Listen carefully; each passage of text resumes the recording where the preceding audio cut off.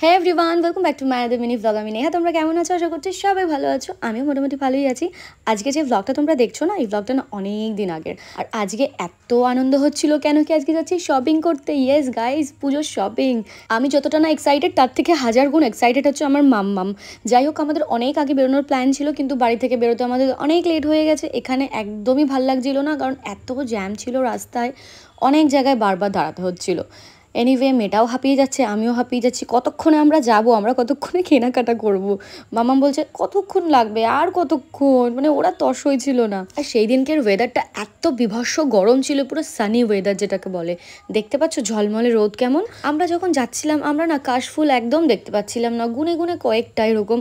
আর আগের বছর যখন এরকম টাইমে মানে কোথাও যাই বা শপিং করতে যাই বা কোথাও যাচ্ছিলাম, সারা দিকে কাশবনে ভর্তি থাকে, কিন্তু এই বছর বুঝলাম না কেন দেখতে পেলাম না ঠিক করে। এনিওয়ে, আমরা দুপুর 1:30 নাগাদ এসে পৌঁছিয়েছিলাম সাউথ সিটিতে। দেন মামামকে দিয়ে স্টার্ট করিয়েছি ওর শপিংটা। তো ও মোটামুটি এখন পছন্দ করেই ড্রেস নিতে পারে, যেটা আমাদের পছন্দ হয় ও সেটা কিন্তু নেয় না, এত বড় হয়ে গেছে মেয়ে। এনিওয়ে, টয়েস নেবে বলে পাগল করে দিচ্ছিল, সেই জন্য ভাবলাম যে না, চলো ওকে আগে শান্ত করি, তারপর আমাদেরটা হবে। তারপর এই গেমটা দেখে মোটামুটি 15 মিনিট খেললো, তারপর বললো মা আমার এটা পছন্দ না, আমি নেবো না। তারপরও ডগ নিল একটা।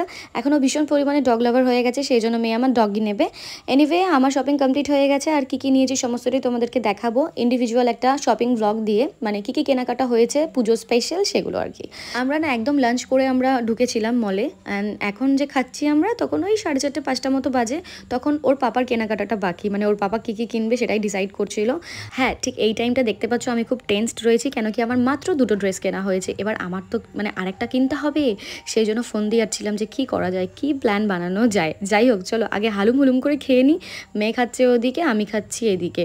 অ্যান্ড দেন জুস অর্ডার করেছিলাম আমরা, জানো না জুসটা কি বেকার দিয়েছে, শুধু মায়ের জুসটাই কি ভালো দিয়েছিল। মামামেরটাও তিতো ছিল আর ওর পাপারটাও তিতো ছিল। আমি জুস এক্সট্রা নিইনি, কেন কি আমার মেয়ে পুরোটা খেতে পারবে না, আমি জানি, ওটা আমি ফিনিশ করে দেবো। এদিকে এনার তো জুতোই পছন্দ হচ্ছে না, কি নেবে ডিসাইডই করতে পারছে না। মানে ওর ভালো লাগছে না, হোয়াইট নেবে ব্ল্যাক নেবে না কি নেবে কিছু বুঝতে পারছিল না। বলো চলো তো আগে মামামের জন্য জুতো দিয়ে দিই। মামামের জন্য একটা ক্রক্স নেওয়া হলো। মানে এগুলো না সবসময় পরতে না খুব সুবিধা। আমি বারণ করছিলাম যে প্লিজ নিও না, একটু ফ্যাশনেবল জুতো নিই বেশি বেশি করে, মানে 2-3টে যদি ফ্যাশনেবল জুতো হয় না, বিভিন্ন রকম ড্রেসের সাথে পরবে, কত ভালো লাগে না। ও এটাই নেবে।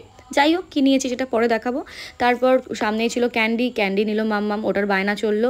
অ্যান্ড দেন আমরা এখান থেকে কিছু পারফিউম এইসব নিয়ে বেরিয়ে গেলাম। শপিং মোটামুটি আজকের জন্য কমপ্লিট। বাইরেটা এত দারুণ লাগছিল, ভাবলাম একটু ভিডিও করে তোমাদেরকেও দেখাই। তো চলো, আজকের মতো ভিডিওটা কিন্তু এতটুকুই আমি বানিয়েছিলাম তোমাদের জন্য, একদমই ছোট্ট ভ্লগ। আমি জানি খুব ছোট হয়ে গেছে, কেন কি শপিং করার মুডে থাকলে না ঠিক করে ভ্লগ করা যায় না।